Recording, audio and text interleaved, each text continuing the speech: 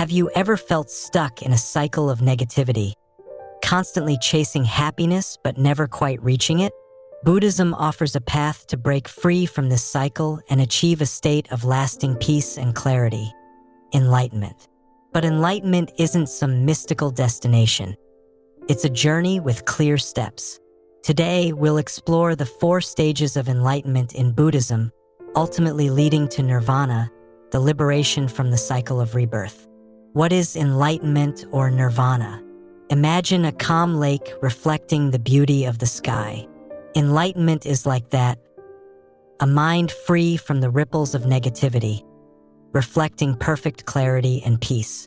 It's a state where suffering, dukkha, no longer controls you. It's the ultimate liberation from the cycle of birth and rebirth, leading to profound peace, wisdom, and compassion.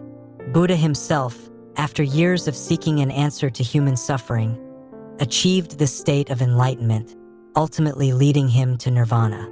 The 4 stages of enlightenment. Buddhism outlines 4 progressive stages on the path to enlightenment. Each stage represents a deeper level of realization and detachment from worldly desires and suffering. Overcoming these stages involves breaking free from mental chains called fetters that bind us to suffering.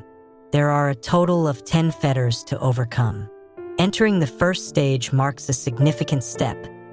After this, full enlightenment can be achieved within 7 lifetimes.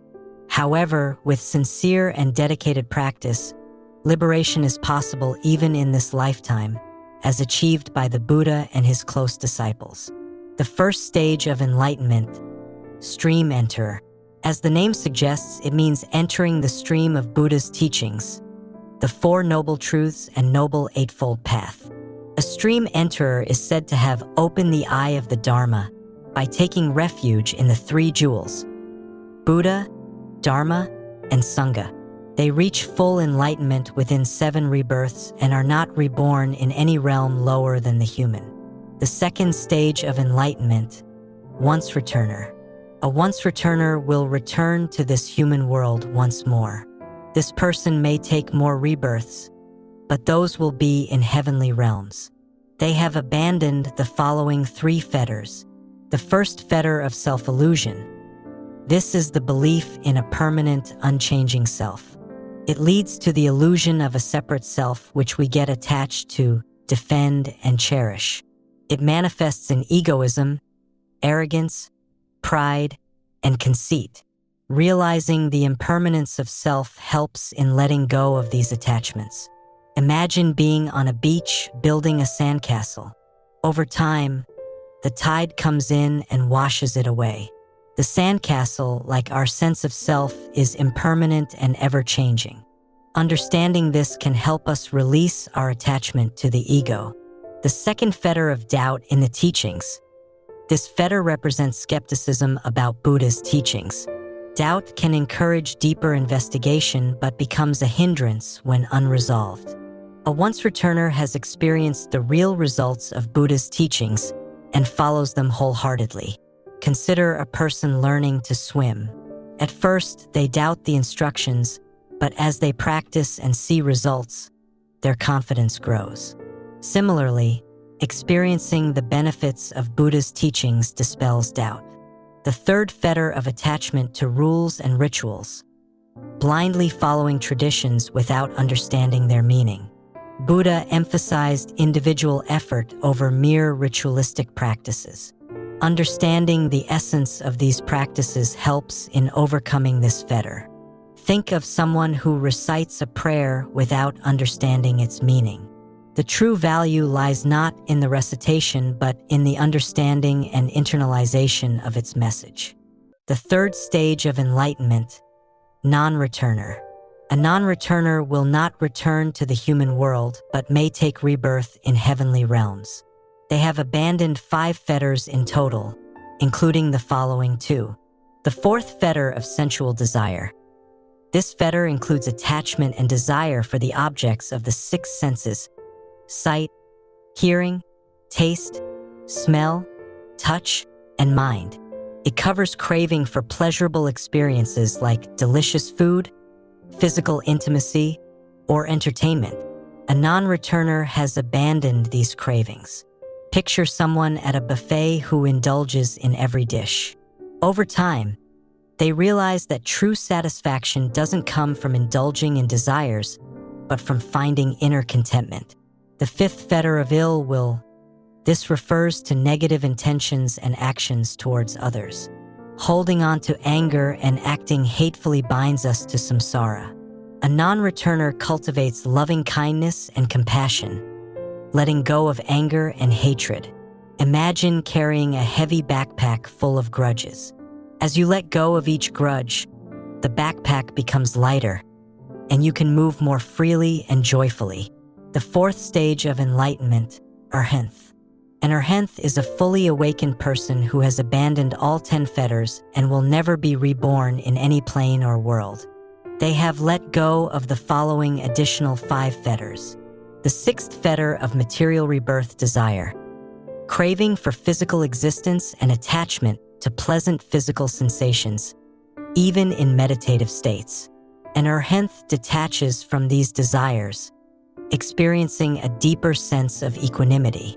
Consider someone who enjoys a beautiful sunset but doesn't cling to the desire for it to last forever. They appreciate it in the moment and let it go. The seventh fetter of immaterial rebirth, desire. Craving for formless existence and clinging to formless realms of existence achieved through deep meditation. An Arhanth appreciates the peace of meditation without fixating on specific meditative experiences. Think of a person who enjoys the tranquility of meditation but doesn't become obsessed with reaching a particular meditative state. The eighth fetter of conceit. Excessive self-regard and believing in one's superiority over others. An Arhanth cultivates humility, recognizing the interconnectedness of all beings and remaining grounded despite great achievements. Imagine a successful athlete who acknowledges their achievements but remains humble, recognizing the support of their team and coaches. The ninth fetter of restlessness. Mental agitation and anxiety. Distracted by random thoughts, one cannot attain the peaceful state needed for nirvana. An Arhanth develops mental calmness and inner peace, navigating life's challenges with a centered mind. Picture a pond with a calm surface, undisturbed by ripples. This represents the peaceful state of mind achieved by an Arhanth. The 10th fetter of ignorance. Lack of understanding of reality. This is the root cause of suffering. An Arhanth gains deep insight into impermanence, anicca, suffering, dukkha, and non-self, anatta, seeing the world clearly without illusions. Imagine putting on glasses that correct your vision, allowing you to see the world clearly for the first time. This clarity represents the insight gained by an Arhanth. Reaching arhatship is a monumental achievement, and the path to enlightenment is open to everyone.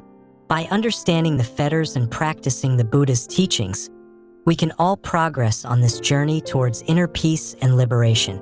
Tips to cultivate your practice. Meditation. Train your mind to focus and achieve inner peace. Set aside a few minutes each day for meditation. Start with simple breathing exercises to calm your mind and build from there. Right action.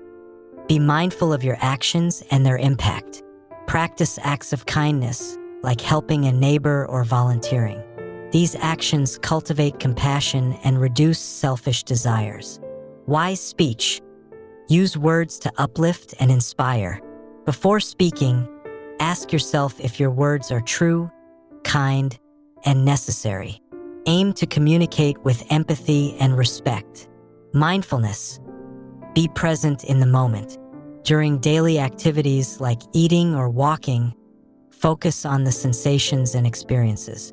This practice helps you stay grounded and aware. Remember, enlightenment is a continuous journey of self-discovery and growth. Every step you take towards inner peace brings you closer to your own liberation. Let us know which fetters you find most challenging to eliminate and which you have successfully weakened or eliminated. Sharing your experiences can encourage others on their path and create a sense of community. By acknowledging our struggles and celebrating our progress, we can all support each other on this journey towards lasting peace.